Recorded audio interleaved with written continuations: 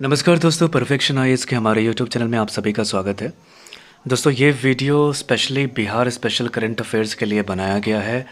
मैंने ऑलरेडी सितंबर महीने का करंट अफेयर्स का वीडियो जो है बिहार स्पेशल का बना के यूट्यूब पे डाला हुआ है, और ये वीडियो है अगस्त महीने का। और ये इम्पोर्टेंट इसलिए है कि दिसंबर में एग्ज़ाम होने वाला है, तो पिछले 4 महीने के जो करंट अफेयर्स होते हैं, वो चाहे बिहार स्पेशल से हो या ओवरऑल नेशनल इंटरनेशनल जो भी है न्यूज़ हो, वो बहुत ही इम्पोर्टेंस उनके बढ़ जाते हैं।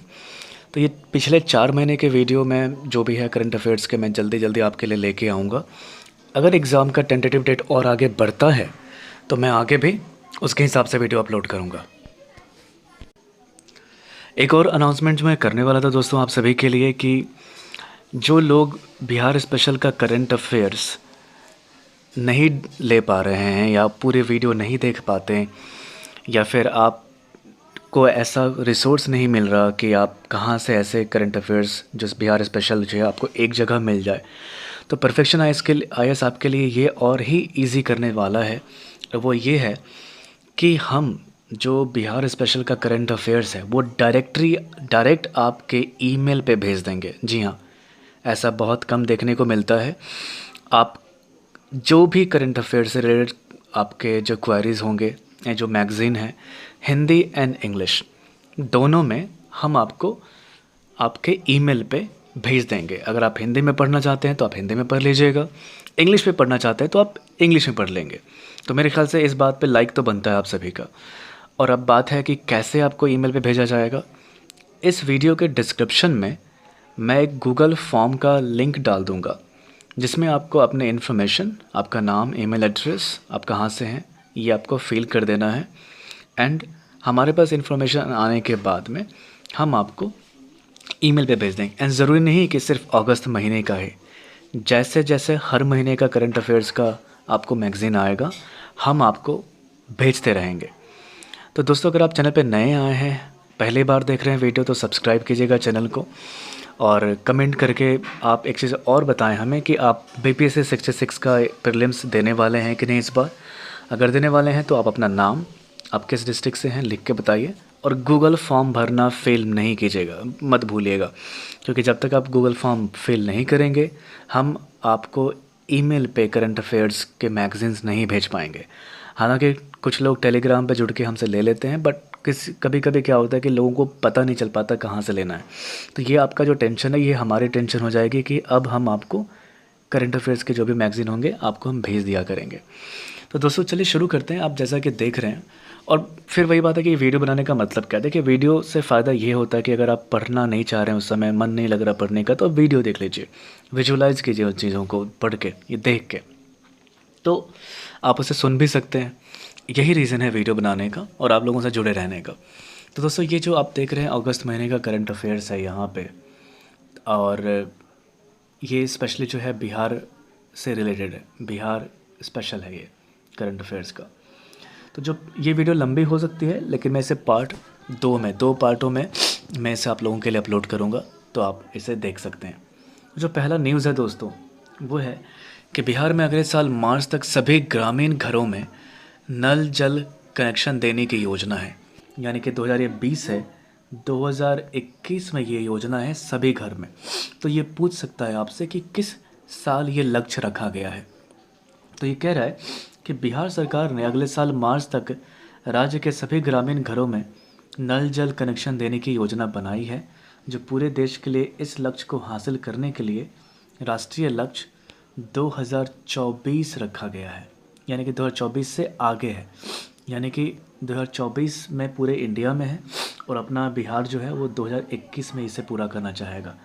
कह रहा है कि इस साल के अंत में होने वाले सभी चुनावों में, माफ़ कीजिएगा, कह रहा है इस साल के अंत में होने वाले सभी विधानसभा चुनावों के लिए राज्य के जल संसाधन मंत्रालय को अपनी योजना सौंपी है। जल जीवन मिशन JJM के तहत इस मंजूरी को दी जाने और चालू वित्त वर्ष के तहत इस उद्देश्य के लिए लगभग 1833 करोड़ आवंटित किए गए। तो ये पूछ सकता है कि आपसे कितने का जो अमाउंट है वो आवंटित किया गया था, ये देख सकते हैं आप। नेक्स्ट इसमें टॉपिक जो ये कह रहा है, पॉइंट ये कह रहा है कि इससे पहले हरियाणा, ये कह रहा है कि इससे पहले हरियाणा और केंद्र शासित प्रदेश यूटी यानी कि यूनियन टेरिटरी जो होता है, उसमें जम्मू और कश्मीर में भी राष्ट्रीय लक्ष्य से आगे सभी ग्रामीण परिवारों को जल नल कनेक्शन देने की योजना बनाई थी। दोनों ने दिसंबर 2022 तक अपने संबंधित लक्ष्य को प्राप्त करने के लिए अपनी योजना प्रस्तुत की थी। कह रहे बिहार की योजना का जिक्र करते हुए जल शक्ति मंत्रालय ने कहा कि यह एक बहुत बड़ा लक्ष्य है, जहां राज्य को 2020-21 में शेष 1.5 करोड़ घरों में नल जल कनेक्शन प्रदान करना होगा। क्या 2020 के दौरान सभी 38 जिलों के, क्या 2020 के 21 के दौरान सभी 38 जिलों के 100% कवरेज के लिए एक योजित योजना है। अब देखिए बिहार में कितने जिले हैं? 38 जिले हैं। मंत्रालय राज्यों के साथ साझेदारी में केंद्र की महत्वाकांक्षी जेजेएम यानी कि जल जीवन मिशन लागू कर रहा है, ताकि सुनिश्चित किया जा सके कि देश में हर ग्रामीण परिवार के पास पर्याप्त मात्रा में पीने के लिए पानी के लिए कार्यात्मक घरेलू नल कनेक्शन और सस्ती और प्रभावी डिलीवरी के लिए नियमित और दीर्घकालिक आधार पर निर्धारित गुणवत्ता है। 2024 तक शुल्क। केंद्र ने मिशन के लिए 3.6 लाख करोड़ रुपए खर्च करने की योजना बनाई है। अब देखिए इसमें है कि केंद्र ने इस मिशन के लिए कितनी योजना है बनाई है? 3.6 लाख, और यहाँ पे क्या था? 1833 करोड़ रुपए।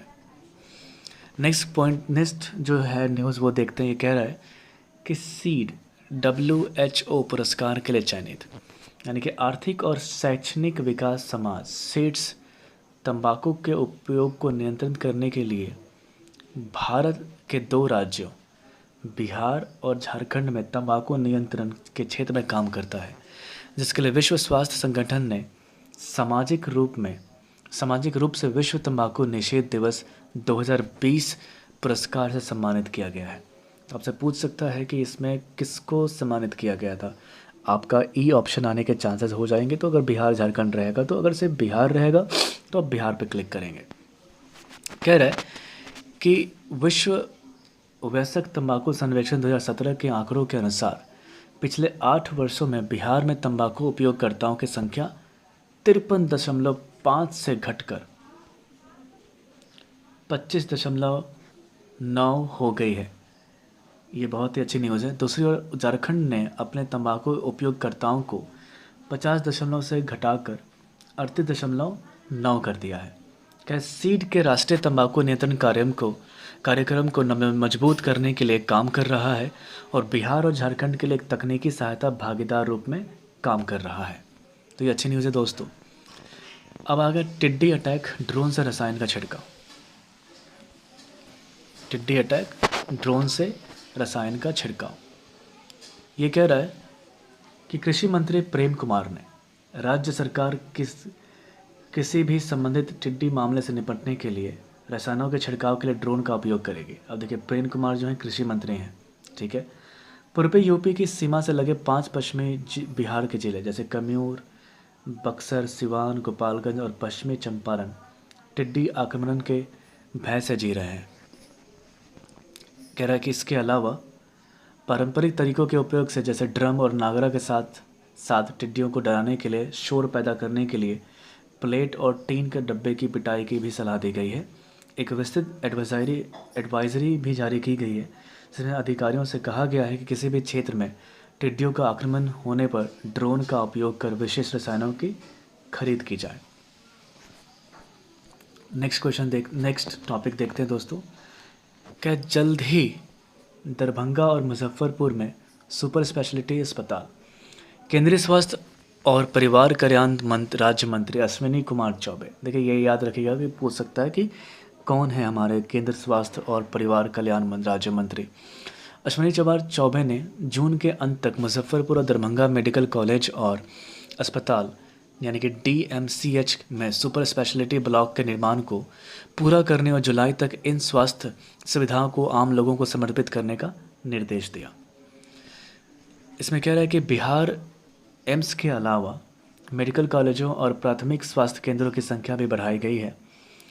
PHCS और अतिरिक्त PHCS को स्वास्थ्य और कल्याण केंद्रों में परिवर्तित किया जा रहा है और ज़िले में एक अस्पताल होगा और सभी ब्लॉकों में प्रयोगशालाएं होंगी। तो ये अच्छी न्यूज़ है दोस्तों। नेक्स्ट पॉइंट देखते हैं। कह रहे पटना पुलिस के कामकाज के लिए एसओपी का मसौदा तैयार करने के लिए पैनल। कोविड-19 महामारी कार्यकाल के भीतर और बाहर राज्य पुलिस के कामकाज को बदलने जा रही है। कह रहा है पुलिस मुख्यालय ने मानक संचालन प्रक्रियाओं एसओपी का मसौदा तैयार करने के लिए एक उच्च स्तरीय समिति का गठन किया है और COVID युग में पुलिस के कामकाज के लिए दिशा निर्देश तैयार किए गए हैं। यह पहली बार है कि ऐसी एसओपी तैयार की जा रही है क्योंकि पुलिस कार्यप्रणाली को अब तक मुख्य रूप से बिहार पुलिस अधिनियम 2007 के तहत आपराधिक प्रक्रिया संहिता CRPC और बिहार पुलिस मैनुअल में नियमों द्वारा निर्देशित किया गया है। ताज़ा भर्तियों के परीक्षण के साथ साथ ड्यूटी पर रहते हुए दिशा निर्देशों को भी लागू किया जाएगा। एक बार तैयार होने के बाद DGP द्वारा तत्काल कार्यान्वयन के लिए SOP और दिशा निर्देशों को बिहार पुलिस मैनुअल में भी शामिल किया जाएगा। नेक्स्ट कह रहा है कि उद्योग मंत्री बिहार में अपनी इकाइयां स्थापित करने के लिए 24 उद्योगपतियों को आमंत्रित किया। कह रहे बिहार के उद्योग मंत्री श्याम रजक। देखिए एक और न्यूज़ ये है कि बिहार के उद्योग मंत्री कौन है? श्याम रजक ने देश के 24 प्रमुख उद्योगपतियों को पत्र लिखकर राज्य में अपनी इकाइयां स्थापित करने के लिए आमंत्रित किया है। कह रहे अपने पत्रों में मंत्री ने कहा कि खाद्य प्रसंस्करण क्षेत्र में औद्योगिक इकाइयों, कृषि उपकरण निर्माण, स्वास्थ्य सेवा, IT और ITS, ऊर्जा, रसायन, चमड़ा और वस्त्र उद्योग में बिहार बहुत गुंजाइश है। कह रहे Nestle India limited, Finolex industries limited, Khadim India limited, GRM overseas, आप देख सकते हैं इन लोगों को इन्होंने अब पत्र लिखकर इन्होंने भेजा है। फिर उपरोक्त के अलावा अन्य सभी से भी पत्र व्यवहार हुआ है। रजक ने कहा कि बिहार पूर्वी भारत में स्थित है। यह पूर्वी उत्तर प्रदेश, पश्चिम बंगाल, झारखंड, उड़ीसा और पूर्वी और उत्तर पूर्वी राज्यों के बाज़ारों के लिए एक विनिर्माण आधार के रूप में उभर सकता है। खाद्य प्रसंस्करण क्षेत्र पर जोर देते हुए रजक ने कहा कि ITC, ब्रिटानिया, कोका कोला और पेप्सी सहित कई प्रमुख खाद्य प्रसंस्करण कंपनी बिहार में कई संयंत्र चला रही हैं। आपने देखा होगा बिहार में चला था कि कोका कोला का जो प्लांट बैठने वाला था, आई थिंक मुजफ्फरपुर में था, आप उसे देख सकते हैं। तो ऐसे बड़े बड़े ब्रांड ऑलरेडी बिहार में अपना काम कर रहे हैं। कह रहे बिहार में डाक। नेक्स्ट देखते हैं कि बिहार में डाक और बागवानी विभाग ने शाही लीची और जर्दालू आम की आपूर्ति करने के लिए हाथ मिलाया है। क्या डाक विभाग और बागवानी विभाग बिहार में शाही लीची और जर्दालू आम को घर घर पहुंचाने के लिए हाथ मिलाया है। क्या बिहार पोस्टल सर्कल ने बागवानी विभाग के साथ मुजफ्फरपुर से शाही लीची के रसद और भागलपुर से जर्दालू आम के लिए एक अनुबंधन किया है और इसकी डिलीवरी लोगों के दरवाजे तक पहुंचाई है। क्या कोरोना वायरस के प्रसार को रोकने के लिए लॉकडाउन के मद्देनज़र लीची और आम की खेती करने वालों को बिक्री के लिए अपने फलों बाज़ारों तक ले जाने के लिए समस्याओं का सामना करना पड़ रहा है। कह रहे मुजफ्फरपुर की शाही लीची और भागलपुर के जर्दालू आम अपनी अनोखी खुशबू और मांग के कारण दुनिया में प्रसिद्ध है। नेक्स्ट देखते हैं। कह रहा है कि बिहार के मुख्यमंत्री ने सभी विभागों के लिए एक सामान्य वेबसाइट चालू की है। मुख्यमंत्री नीतीश कुमार ने रिमोट कंट्रोल के माध्यम से राज्य सरकार की एक सामान्य एकीकृत वेबसाइट यानी कि state.bihar.gov.in का उद्घाटन किया। वेबसाइट को राज्य के सूचना और जनसंपर्क विभाग IPRD द्वारा विकसित किया गया है। तो आपसे सवाल ये पूछेगा कि जो नया वेबसाइट है उसे किसने विकसित किया है, किस विभाग ने विकसित किया है, और इसका आपको फुल फॉर्म भी पूछ सकता है। तो सवाल ऐसे पूछा जाएगा दोस्तों। लोगों की सुविधा के लिए जानकारी को नियमित आधार पर अपडेट किया जाएगा। इस कार्य के लिए सभी विभागों के IT प्रबंधकों और नोडल अधिकारियों को प्रशिक्षित किया गया है। कह रहा है बिहार सरकार द्वारा 16 लाख। नेक्स्ट देखते हैं। बिहार सरकार द्वारा 16 लाख परिवासियों के स्किल मैपिंग नौकरी के लिए विकल्प बनाए जा रहे हैं। कह रहा है सर्वोच्च न्यायालय ने सभी राज्यों से अपने संबंधित प्रवासियों के लिए कौशल मानचित्र के लिए कहा। बिहार सरकार ने दावा किया कि यह प्रक्रिया राज्य में पूरा होने के अंतिम चरण में है। ये कह रहा है अब तक 16 लाख से अधिक कुशल श्रमिकों की पहचान की गई है, जिन्हें विभिन्न राज्यों से लौटने के बाद राज्य में संगरोध में केंद्रों पर रखा गया था। कह रहा है कि कुशल श्रमिकों में दर्जी, बढ़ई, निर्माण श्रमिक और अन्य लोगों के बीच हथकरघा श्रमिक शामिल हैं। ये कह रहा है सरकार द्वारा निष्पादित विभिन्न कार्यों में उन्हें समायोजित करने के लिए प्रवासियों के साथ समन्वय के लिए जिला स्तरीय कार्यकर्ता सलाहकार केंद्र बनाए जा रहे हैं। प्रवासियों को उनके कौशल के स्तर के आधार पर आजीविका के अवसर प्रदान किए जाएंगे, अकुशल, अर्ध कुशल और कुशल। 10 नंबर देखते हैं। कह रहे बिहार में प्रवासियों को मोबाइल ऐप के माध्यम से नौकरी के लिए अलर्ट मिलेगा। बिहार सरकार एक मोबाइल एप्लीकेशन विकसित कर रही है, जिसके माध्यम से राज्य में विभिन्न औद्योगिक इकाइयों में नौकरी करने वाले प्रवासी श्रमिकों को उनके मैप किए गए कौशल के आधार पर नौकरी के लिए एक अधिसूचना मिलेगी। ये जैसे जॉब अलर्ट टाइप में होता है दोस्तों। कह रहे कि प्रवासियों के कौशल मानचित्रण विवरण और विभिन्न उद्योगों की विशिष्ट आवश्यकताओं वाले डेटाबेस को उद्योग विभाग द्वारा ऐप में बनाया जाएगा। यह उपलब्ध नौकरी के लिए उपयुक्त नौकरी तलाशने वाले से मेल खाएगा और श्रमिकों को सीधे उनके पंजीकृत मोबाइल नंबर पर एक प्रस्ताव भेजा जाएगा। नेक्स्ट कह रहा है कि कौशल मानचित्रण के माध्यम से उत्पन्न श्रमिकों के विवरण उद्योग विभाग के श्रम संसाधन पोर्टल में अपलोड किए जा रहे हैं। अब तक मौजूदा औद्योगिक इकाइयाँ मैनुअल रूप से अपनी आवश्यकताओं को जिला केंद्रों को भेज रही है, जो उन्हें संबंधित जिले के आवश्यक कौशल के श्रमिकों की उपलब्धता के बारे में विवरण प्रस्तुत कर रहे हैं। कौशल मानचित्रण पर आधारित डेटाबेस को अपलोड किया जा रहा है और उद्योगों को नौकरी मेल के प्रयोजनों के लिए इस पोर्टल पर अपनी श्रम शक्ति की आवश्यकता भी है। कह रहा नौकरी मिलान के लिए कृत्रिम बुद्धिमत्ता का उपयोग करने के लिए योजनाएं बनाई गई हैं, जिसके बाद श्रमिकों के मोबाइल फ़ोन पर संदेश भेजे जाएंगे। कह रहा श्रमिकों को विभिन्न रिक्तियों का विकल्प मिलेगा और वे अपनी नौकरी चुन सकते हैं और उनके अनुसार एक प्रस्ताव भेजा जाएगा। उसी के लिए सिस्टम को अपग्रेड किया जा रहा है। नेक्स्ट पॉइंट देखते हैं। कह रहा है कि राज्य सरकार ने लौटने के बाद जल्द ही प्रवासियों के लिए कौशल मानचित्रण की प्रक्रिया शुरू की और उन्हें संगरोध केंद्रों में समायोजित किया गया। उद्योग विभाग के पास उपलब्ध आंकड़ों के अनुसार कौशल मानचित्रण कार्यों में लगभग 16 लाख कुशल और अर्धकुशल श्रमिकों की पहचान की गई है, जो वर्तमान में अंतिम चरण में है। तो देखिए 16 लाख है ये दोस्तों। 16 लाख कुशल और अर्धकुशल श्रमिकों में से लगभग 8.40 लाख श्रमिकों की पहचान और निर्माण श्रमिकों की 57,000 दर्जी, 41,000 बढ़ई और 4,000 खाद्य प्रसंस्करण श्रमिकों में और 1,400 हस्तशिल्प श्रमिकों के रूप में की गई है। नेक्स्ट देखते हैं। वार्षिक बाढ़ से लड़ने के लिए बिहार तैयार है। कितना तैयार था बिहार आपको पता है। क्या कोरोना वायरस के अलावा राज्य 12 जून के आसपास मानसून की शुरुआत के बारे में भारतीय मौसम विभाग IMD के पूर्व नाम के बाद वार्षिक बाढ़ से लड़ने के लिए भी तैयार है। कह रहा है 38 जिलों में से 15 बाढ़ प्रवण के रूप में और 13 बाढ़ के चपेट में आने के कारण बारिश की यात्रा, बाढ़ से बचाव के तटबंधों के टूटने और उनकी संरेखित भूकंप और संरचनाओं के साथ साथ नदियों के कारण होने वाले क्षरण के रूप में पहचाने जाते हैं। कि राज्य में 3900 किलोमीटर से अधिक बाढ़ सुरक्षा तटबंध हैं और WRD ने कार्यान्वयन और समय पर पूरा करने के लिए लगभग 300 योजनाओं की पहचान की है। नेपाल की सीमा से लगे उत्तर बिहार के जिलों में बाढ़ का खतरा है।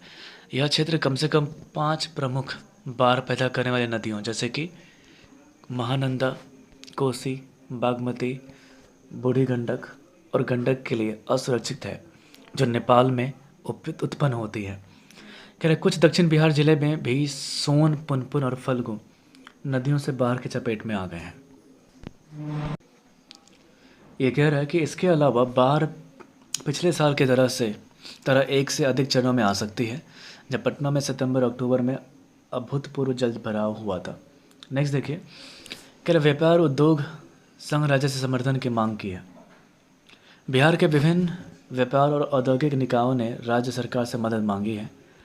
कह रहा है कि राज्य के 3 व्यापार प्रमुख उद्योग निकाय Bihar industries association BIA, Bihar chamber of commerce and industries BCCI और PhD chamber of commerce and industries PhDCCI ने अनलॉक 1 के तहत सकारात्मक बाजार की भावनाओं को स्वीकार करते हुए अर्थव्यवस्था को पटरी पर लाने के लिए अभी भी बहुत कुछ करने की ज़रूरत है। कह रहा है कि व्यापार मंडल ने लॉकडाउन चरण के दौरान बिजली के निश्चित शुल्क की माफ़ी, बैंक ऋण के लिए स्टाम्प शुल्क में छूट, योग सब्सिडी की पेशकश और योग औद्योगिक इकाइयों को प्रोत्साहन चल कर का पुनरीक्षण इत्यादि की मांग की है, जो कि उनके अनुसार मदद कर सकता है। उप मुख्यमंत्री सुशील मोदी, जो वित्त विभाग के संभालते हैं, ने पहले दावा किया था कि राजस्व संग्रह इस साल अप्रैल मई में काफ़ी बढ़ गया था, भले ही यह 1 साल में गिना गया था। कह रहा है कि प्रमुख विभागों का कुल राजस्व संग्रह अप्रैल में रुपये 267.61 करोड़ की तुलना में मई में 3 गुना बढ़कर 1,1317.7 करोड़ हो गया है। 1,317.7 करोड़ हो गया है। नेक्स्ट देखते हैं, पंकज त्रिपाठी बिहार खादी ब्रांड के एम्बेसडर बने। कह रहे बॉलीवुड अभिनेता पंकज त्रिपाठी को राज्य सरकार द्वारा बिहार खादी ब्रांड एम्बेसडर नियुक्त किया गया है। पिछले साल में नवंबर में मुख्यमंत्री नीतीश कुमार ने पटना में देश के पहले खादी मॉल का उद्घाटन किया था। ये देखिए, देश के पहले खादी मॉल। सोच सकते हैं कि ये पूछ सकता है सवाल कि खादी का पहला मॉल देश में कहाँ खोला गया है। कह रहे खादी ग्राम उद्योग बोर्ड ने सभी खादी संस्थानों को उत्पादन की बिक्री और बढ़ाने के लिए खादी वस्त्रों के साथ नए डिज़ाइन के निर्माण का निर्देश दिया है। कह रहा है कि राज्य की मधुबनी खादी को पूरे देश में बढ़ावा दिया जा रहा है।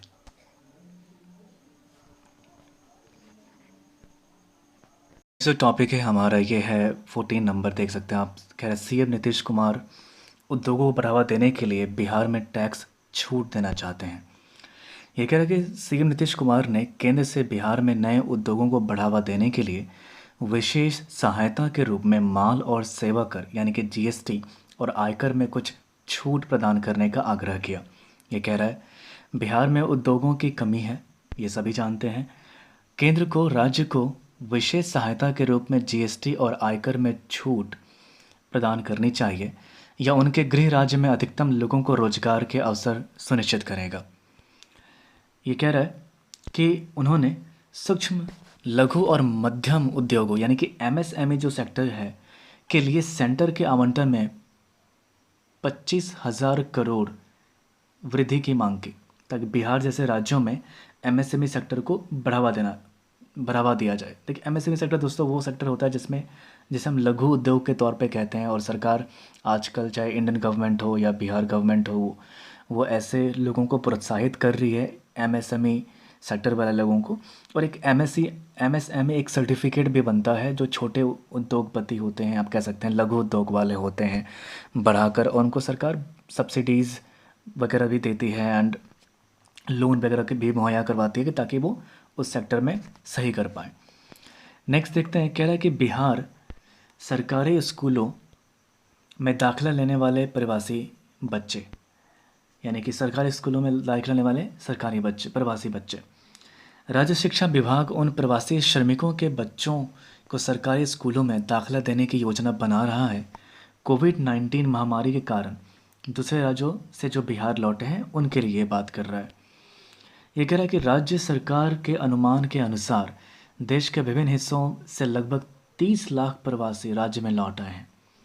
इस पहल का उद्देश्य बच्चों को शिक्षा छोड़ने से रोकना है कि उनके माता पिता ने तालाबंदी के कारण बिहार में रहने का फैसला किया है, और ऐसे बच्चों की पहचान करने के लिए सर्वेक्षण जून के अंत तक किया जाएगा। ये कह रहा है नेक्स्ट 16 नंबर देखते हैं, कह रहे ग्रामीण क्षेत्रों में जीवन पर कोरोना वायरस के प्रभाव का अध्ययन। ये कह रहे UGC ने विश्वविद्यालयों और कॉलेजों के ग्रामीण जीवन पर कोविड-19 महामारी के प्रभाव पर अध्ययन के लिए निर्देशित किया था। संस्थानों को वर्तमान माह के अंत तक अपनी अध्ययन रिपोर्ट यूजीसी को प्रस्तुत करना चाहिए। इसमें कह रहा है कि पटना विश्वविद्यालय के रजिस्ट्रार मनोज कुमार मिश्रा ने कहा कि इस तरह का कोई अध्ययन अभी तक विद्वानों द्वारा नहीं किया गया है।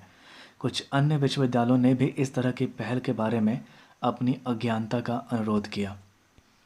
नेक्स्ट कह रहा है कि पीपीयू कॉलेज एनएनएसी मूल्यांकन के लिए तैयार है। कोविड-19 महामारी के कारण लंबे समय तक तालाबंदी के बाद पाटलिपुत्र विश्वविद्यालय पीपी राजभवन द्वारा सलाह के अनुसार अपने कॉलेजों को राष्ट्रीय मूल्यांकन और प्रत्यायन परिषद एनएएसी मान्यता प्राप्त करने के लिए कमर कस रहा है। ये कह रहा है कि पीपीयू के कुलपति प्रोफेसर गुलाब चंद राम जायसवाल ने कहा कि 25 घटक कॉलेजों में से 12 पहले से ही एनएसी मान्यता प्राप्त हैं, जबकि पटना में एएन कॉलेज और college of commerce science and arts को ग्रेड ए से सम्मानित किया गया है। कुछ अन्य ने इस साल एनएएसी के पहले या दूसरे चक्र के लिए तैयारी शुरू कर दी है। ये कह रहा है कि उन्होंने कहा कि विश्वविद्यालय ने विज्ञान प्रयोगशालाओं को बेहतर बनाने के लिए एनएसी मान्यता के लिए कॉलेजों को 2 लाख रुपए सहायता करने का निर्णय लिया है। विश्वविद्यालय ने एनएएसी तैयारी पर प्रत्येक कॉलेज का जायज़ा लेने के लिए एनएएसी समिति का गठन किया है और शिक्षकों को एनएएसी की तैयारी के काम में भाग लेने के लिए प्रेरित किया है। नेक्स्ट जो टॉपिक है दोस्तों वो है आपका बिहार नोनिया जाति के लिए एसटी का दर्जा चाहता है। यानी कि बिहार में जो नोनिया जाति के लोग होते हैं उसके लिए एसटी का दर्जा चाहता है। और ये क्यों है मैं आपको बताता हूँ। आप अगर ध्यान दें तो कह रहा है कि राज्य सरकार ने केंद्र से सिफारिश करने का फैसला किया है कि राज्य में पाए जाने वाले नोनिया जाति के लोगों को केंद्र द्वारा अनुसूचित जाति एसटी श्रेणी में उनके अंतिम रूप से शामिल किए जाने का मार्ग प्रशस्त करते हुए खारिया आदिवासी समूह का पर्याय माना जाए। और ये इम्पोर्टेंट क्यों जाता है आप देखिएगा। ये कह रहा है कि बिहार में नोनिया जाति को अत्यंत पिछड़ी जाति यानी कि ईबीसी श्रेणी में रखा गया है। झारखंड, बिहार और मध्य प्रदेश के बाद ओडिशा में खारिया आदिवासी समूह का एक प्रमुख खंड पाया जाता है। कह रहा हालांकि 2015 के बाद से निषाद और मल्लाह ईबीसी के साथ नोनिया जाति के नेता राज्य सरकार से मांग करते हुए सक्रिय हो गए थे कि यह केंद्र को एसटी वर्ग में शामिल करने की सिफारिश करता है। संयोग से जब राज्य सरकार ने 2018 में केंद्र के लिए सिफारिश की थी तो एसटी कार्यक्रम मंत्रालय ने इसे इस सलाह के साथ वापस कर दिया था कि यह इन जातियों पर एक विस्तृत नृवंश विज्ञान रिपोर्ट तैयार करता है और उन्हें विधिवत रूप से विचार के लिए प्रस्तुत करता है। नेक्स्ट जो टॉपिक है इसमें आप देख सकते हैं वो है 19 नंबर और ये कह रहा है कि अब बिहार में ई चालान जारी होगा। जी हाँ, मोटर वाहन अधिनियम का उल्लंघन करने वाले मोटर यात्री अब राज्य के सभी ट्रैफिक पुलिस स्टेशनों पर 1 जुलाई से अपने डेबिट या क्रेडिट कार्डों को स्वाइप करके कैशलेस ई चालान भुगतान कर सकेंगे। ये पहले से दिल्ली और बड़े शहरों मेट्रो सिटीज़ में ऑलरेडी पॉपुलर है दोस्तों, हो गया है ऐसा। अब इससे पहले कि फरवरी में विभाग ने सभी डीटीओ, एमवीआई और ईएसआई को लगभग 200 हैंड हेल्ड डिवाइस प्रदान किए थे। कुल मिलाकर 80 ऐसे उपकरण अकेले पटना ज़िले में चालू हैं। तो दोस्तों अब जैसे टॉपिक में देख रहे हैं मैं बताते चल रहा हूँ और जैसा कि मैंने कहा था मैं आपको रिमाइंड करना चाहता हूँ पहले से फिर से भी कि अगर आप पीडीएफ करंट अफेयर्स का चाहते हैं कि आपको डायरेक्ट आपके ईमेल पे मिले तो डिस्क्रिप्शन बॉक्स में और कमेंट बॉक्स में दोनों जगह मैं आपको गूगल फॉर्म का लिंक मेंशन कर दूंगा। मैं ये नहीं कहूँगा कि आप यहाँ पे अपना ईमेल एड्रेस बताएं ड्यू टू प्राइवेसी कंसर्न, वरना कोई आपको ईमेल पे परेशान करेगा कांटेक्ट करके। तो उस गूगल फॉर्म को फिल कर दीजिएगा जिसमें आप अपना नाम, ईमेल एड्रेस, आप कहाँ से हैं, फ़ोन नंबर मेंशन करके आप फॉर्म को फिल कर सकते हैं। तो जो भी मंथली मैगज़ीन है हमारी, चाहे वो बिहार स्पेशल की हो या करंट अफेयर्स की हो, we will try our best कि हम आपको डायरेक्टली ईमेल पे ही भेज दें और आपकी तैयारी कभी ना रुके। नेक्स्ट टॉपिक है, कहते हैं बिहार जल्द ही टीएमबीयू में वायु गुणवत्ता निगरानी स्टेशन। क्या तिलका मांझी भागलपुर विश्वविद्यालय टीएमबीयू के परिसर में भौतिकी के स्नातकोत्तर विभाग में एक वायु गुणवत्ता निगरानी स्टेशन AQMS स्थापित किया जाने की संभावना है। ये कह रहा है कि AQMS मॉनिटर करेगा और हवा में विभिन्न प्रदूषकों की एकाग्रता के साथ साथ कुछ मौसम तत्वों पर डेटा देगा। कह रहा वायु प्रदूषण, जलवायु निगरानी और मौसम पूर्वानुमान के क्षेत्र में वैज्ञानिक शोधों का समर्थन करने के लिए AQMS की स्थापना के लिए फरवरी 2017 में TMBU और भारतीय उष्णकटिबंधीय मौसम विज्ञान संस्थान यानी कि IITM पुणे के बीच समझौता ज्ञापन यानी कि MOU पर हस्ताक्षर किए गए। ये कह रहा है कि AQMS कार्बन मोनोऑक्साइड, नाइट्रोजन कह रहा है carbon monoxide, nitrogen dioxide, sulphur dioxide और ओजोन के स्तर को मापने के लिए विभिन्न उपकरणों और गैस सेंसर से लैस है। यह हवा में निलंबित कण पदार्थ को भी मापता है जिसमें PM10 और PM2.5 शामिल हैं। ये बहुत ज़रूरी हो गया है, ख़ास करके मेट्रो सिटीज़ में आपने देखा होगा, हुआ है दिल्ली जैसे शहरों में, पटना में बहुत ज़रूरी है।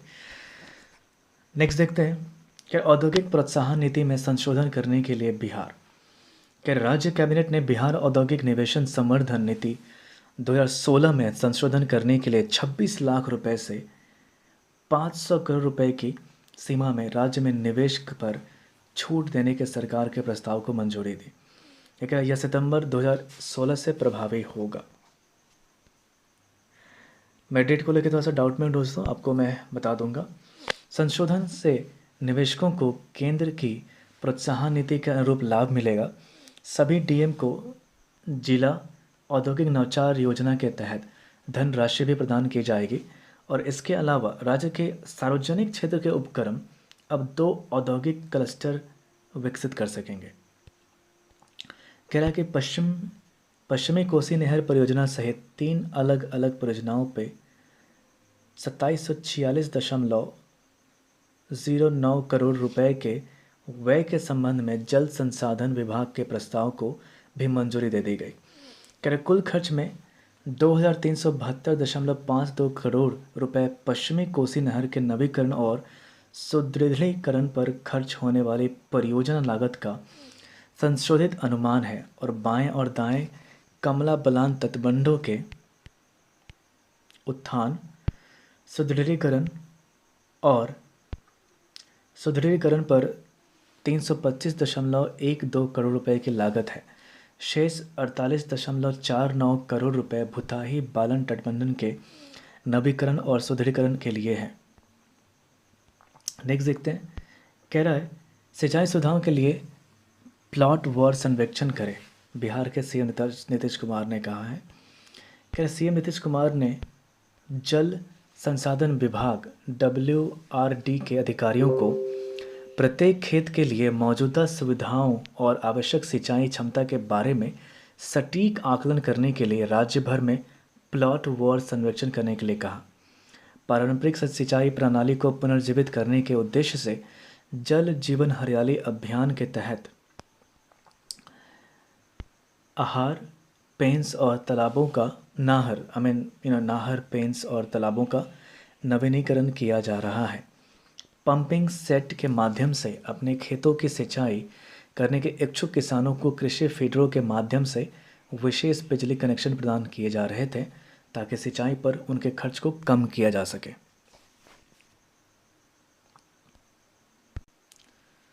नेक्स्ट कह रहा है कि बिहार प्रवासी श्रमिक रेलवे परियोजनाओं में लगे रहेंगे। जो भी प्रवासी बिहार के लोग थे वो जो लॉकडाउन में आए वो रेलवे की जो परियोजनाएं होती हैं उसमें लगे रहेंगे। कह रहे कि पूर्व मध्य रेलवे ECR ने PM के गरीब कल्याण रोजगार अभियान GKRA के तहत राज्य के लगभग 32 जिलों में प्रवासी श्रमिकों को रोजगार प्रदान करने का निर्णय लिया है। ये कह रहा है कि ECR क्षेत्र अधिकार 4 राज्यों यानी कि बिहार, झारखंड, उत्तर प्रदेश और मध्य प्रदेश में फैला हुआ है। हालांकि GKRA योजना प्रवासी श्रमिकों को 25 विभिन्न श्रेणियों में रोजगार प्रदान करने का प्रयास करती है, लेकिन रेलवे इन प्रवासियों को महात्मा गांधी राष्ट्रीय ग्रामीण रोजगार गारंटी योजना के तहत रोजगार देगा, जिसके लिए ECR ने 316 करोड़ रुपए रखे हैं। कह रहा है कि रेलवे के सूत्र के अनुसार कुल मिलाकर 23,04,689 प्रवासी श्रमिक विशेष रेलगाड़ियों द्वारा राज्य में विभिन्न स्थानों पर लौट आए हैं। मुख्य रूप से दिल्ली, राजस्थान, महाराष्ट्र, हरियाणा, पंजाब, कर्नाटक, तमिलनाडु, केरल, आंध्र प्रदेश, तेलंगाना से उत्तर प्रदेश, यहाँ से लोग वहाँ से आए। कह 24 जो कह रहा है कि अगले महीने खुलने वाले एमजी सेतु का पुनर्निर्माण। ये कह रहा है उत्तर और दक्षिण बिहार के बीच संचार जीवन रेखा यानी कि महात्मा गांधी सेतु के दूसरे हिस्से का पुनर्निर्माण अगले महीने से शुरू होने की संभावना है। अगर सब कुछ योजना के अनुसार हुआ तो ऐसा होगा। कह रहे 35 साल पुराने कैंटिलीवर पुल के नवीकरण का जिम्मा जिस कंस्ट्रक्शन फर्म को दिया गया है उस एफकॉस इंफ्रास्ट्रक्चर लिमिटेड ने कहा कि राज्य सड़क निर्माण विभाग आरसीडी इसे सौंपने के बाद डाउनस्ट्रीम फ्लैंक को हटाना शुरू करेगा। आपने देखा होगा पश्चिमी वाला जो अभी फ़िलहाल आप देखें तो वो दोस्तों को खुल भी गया है लोगों के आने जाने के लिए और पूर्वी वाले भाग पे काम शुरू हो गया है। कह रहे कि 20,000 पैदल यात्रियों के अलावा लगभग 1 लाख वाहन एमजू सेतु से होकर प्रतिदिन गंगा नदी को पार करते हैं। वर्तमान में पुल का एक पक्ष अभी भी वाहनों के आवागमन के लिए चल रहा है। यहाँ तक कि इंजीनियर और अन्य तकनीकी कर्मचारी भी सामान्य यातायात को प्रभावित किए बिना बगल के हिस्से का पुनर्निर्माण करते रहते हैं। नेक्स्ट देखते हैं, केंद्र ने बिहार के मेगा पुल परियोजना को रद्द कर दिया जिसमें चीनी फर्म शामिल है। अब जिस तरीके से देखें इंडो चाइना जो कन्फ्लिक्ट्स हो रहे हैं उसके देखते हुए ये जो है एक पुल जो बन रहा था उसको केंद्र सरकार ने रिजेक्ट कर दिया है यानी कि बंद कर दिया है एक तरीके से आप कह सकते हैं। तो ये कह रहा है केंद्र ने बिहार में गंगा पर एक मेगा पुल परियोजना के टेंडर को रद्द कर दिया है क्योंकि इसके चीनी कंपनियां इसमें शामिल हैं। क्या संपूर्ण परियोजना की पूंजीगत लागत इसमें 5.6 किलोमीटर लंबा पुल, अन्य छोटे पुल, अंडरपास और एक रेल ओवरब्रिज शामिल हैं। अनुमानित रूप से 2900 करोड़ रुपए से अधिक का जो था ये प्रोजेक्ट था कह सकते हैं आप। क्या परियोजना को रद्द करने का निर्णय 15 जून को पूर्वी लद्दाख की गलवान घाटी में चीनी सैनिकों के साथ झड़प में 20 भारतीय सैनिकों की हत्या की पृष्ठभूमि में आया था। कह रहा चीन के साथ सीमा पर होने वाली झड़प ने चीनी उत्पादों, व्यापारिक संस्थाओं के बहिष्कार के लिए व्यापक आह्वान किया है। कह रहा प्रस्तावित पुल को गंगा नदी के पार महात्मा गांधी सेतु के समानांतर बनाया जाना था और इससे पटना, सारण और वैशाली जिलों के लोगों को मदद मिली होती, लेकिन अभी तो ये बंद हो गया है दोस्तों। देखते हैं ये टेंडर और किसे दिया जाता है। फिलहाल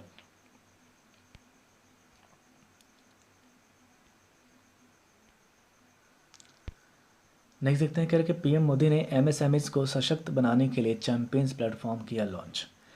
प्रधानमंत्री नरेंद्र मोदी ने प्रौद्योगिकी प्लेटफॉर्म चैंपियंस यानी कि creation and harmonious application of modern process for increasing the output and national strength नाम के पोर्टल का शुभारंभ किया है। बहुत बड़ा नाम है दोस्तों, याद तो होगा नहीं, फिर भी कर लीजिएगा। कह रहा है कि यह पोर्टल एमएसएमई की छोटी छोटी इकाइयों की मदद करके उन्हें बढ़ावा देने के लिए ज़रूरी हर प्रकार आवश्यक प्रयास करेगा। इसे एमएसएमई मंत्रालय का इन छोटी इकाइयों के लिए वन स्टॉप सॉल्यूशन माना जा रहा है। और इसे कहता है चैंपियन से रिलेटेड जो है इसका विस्तृत उद्देश्य जो है आप देखिए। कह रहा है कि शिकायत निवारण, कोरोना के दौरान पूंजी की कमी, श्रम शक्ति की किल्लत, ज़रूरी अनुमतियों जैसी समस्या सहित एमएसएमई से संबंधित सभी मुद्दों को हल किया जाएगा। एमएसएमई को नए अवसर उपलब्ध कराना, नए अवसर जैसे कि पीपी किट बनाना, मास्क बनाना और राष्ट्रीय अंतर्राष्ट्रीय बाज़ारों से उसे सप्लाई करने में मदद करना। कह रहा है एमएसएमईज यूनिट की पहचान और प्रोत्साहित करने के लिए ये पोर्टल उन यूनिट्स की पहचान कर उनकी मदद करेगा जो आज जैसी विषम परिस्थितियों से निकलकर अंतर्राष्ट्रीय स्तर पर चैंपियन बन सके। ये पोर्टल टेक्नोलॉजी पर आधारित मैनेजमेंट इंफॉर्मेशन सिस्टम है। इसके साथ ही यह चैंपियंस पोर्टल आर्टिफिशियल इंटेलिजेंस यानी कि एआई, डेटा एनालिसिस और मशीन लर्निंग से लैस किया गया है। यह हब नई दिल्ली में एमएसएमई सचिव के कार्यालय में स्थित है और राज्यों में मंत्रालय के विभिन्न कार्यालयों को इससे जोड़ा गया है। और सबसे बड़ी बात यह है कि ये जो है दोस्तों, ये पूरे तरीके से स्वदेशी तकनीक से बने चैंपियंस पोर्टल के कंट्रोल रूम का एक network hub and spoke model में बनाया गया है। इसे गोदाम में स्थापित किया गया है, यानी जिस कमरे में अब तक का कार्यालय का कोई कर्मचारी झांकने तक नहीं जाता था, वहीं से अब पूरे देश भर की एमएसएमई यूनिट्स की समस्या का समाधान होगा। तो ये कुछ दोस्तों भारत सरकार जो कि केंद्र सरकार का जो है वो इम्पोर्टेंट जो न्यूज़ है उसको हमने इसमें ऐड कर दिया था। तो जिसमें जो पॉइंट नंबर 2 है, ये कह रहा है, जो टॉपिक 2 है कि भारत सरकार ने 1.5 करोड़ की जो डेयरी किसानों के लिए शुरू किया किसान क्रेडिट कार्ड अभियान। तो आप देखेंगे दोस्तों, ऐसी जितने भी न्यूज़ होते हैं जो कि खास करके किसान से रिलेटेड हो, एग्रीकल्चर से रिलेटेड हो, ये न्यूज़ लगभग बहुत महत्वपूर्ण हो जाती है। तो कह रहा है कि भारत सरकार ने 1.5 करोड़ डेयरी किसानों को किसान क्रेडिट कार्ड केसीसी उपलब्धि कराने के लिए अभियान शुरू किया है। कह रहे इस अभियान के तहत भारत सरकार अगले 2 महीनों के भीतर यानी 1 जून से 31 जुलाई 2020 तक 1.5 करोड़ डेयरी किसानों को किसान क्रेडिट कार्ड प्रदान करेगी। कह रहा है कि किसान क्रेडिट कार्ड दूध संघों और दूध उत्पादक कंपनियों से जुड़े डेयरी किसानों को प्रदान किया जाएगा। कह रहा है केंद्र सरकार ने जब इस अभियान के पहले चरण में उन सभी किसानों को कवर करने का लक्ष्य रखा है जो डेयरी सहकारी समितियों के सदस्य हैं, और कह रहा है कि विभिन्न दूध संघों से जुड़े हैं और जिनके पास केसीसी नहीं है। कुछ इम्पोर्टेंट जानकारी है केसीसी के बारे में दोस्तों हम जान लेते हैं, जो कि आपके प्रीलिम्स के पॉइंट व्यू से या फिर मेंस के पॉइंट व्यू से बहुत इम्पोर्टेंट हो जाता है। आइए जानते हैं इसके बारे में। ये कह रहा है कि संपार्श्विक या कोलैटरल के बिना केसीसी ऋण की सामान्य सीमा 1.6 लाख रुपए होगी। ये कह रहा है कि उत्पादकों और प्रसंस्करण इकाइयों के बीच बिना किसी बिचौलियों के गठजोड़ के अंतर्गत जिन किसानों का दूध सीधे तौर पर दुग्धा संघों द्वारा खरीदा जाता है, उनके मामले में ऋण सीमा कोलैटरल के बिना 3 लाख रुपए तक होगी।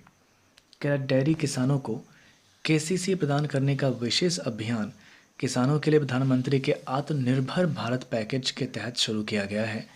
इससे दूध संघों से जुड़े डेयरी किसानों के लिए ऋण की उपलब्धता सुनिश्चित होगी और साथ ही बैंकों को ऋण चुकता होने का आश्वासन भी मिलेगा।